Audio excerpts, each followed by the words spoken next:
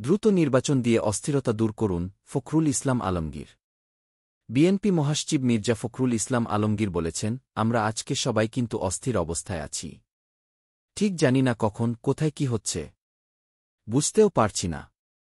এই জায়গা থেকে আমি অন্তর্বর্তী সরকার প্রধান প্রফেসর ইউনূসকে অনুরোধ করব, জাতিকে অস্থিরতার মধ্যে না রেখে দয়া করে খুব দ্রুত নির্বাচনের তারিখ ঘোষণা করুন।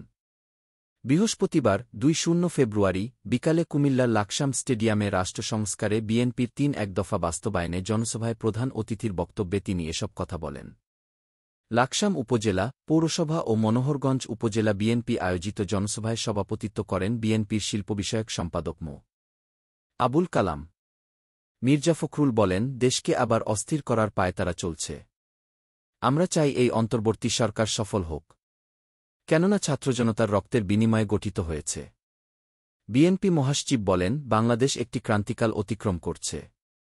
আজকে একটি ফ্যাসিবাদ সবকিছু ধ্বংস করে দিয়েছে। সেখান থেকে ছাত্রজনতার সমন্বয়ে আমরা বিদায় করেছি।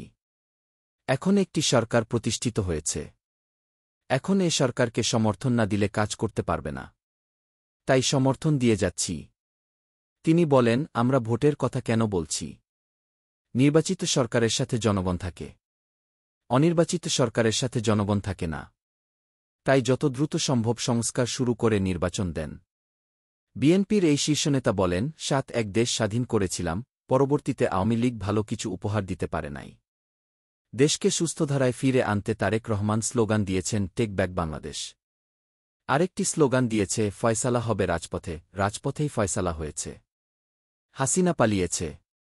তিনি বলেন, এই লাকসামে বিএনপির নেতাকর্মীরা অনেক অত্যাচারের শিকার হয়েছে।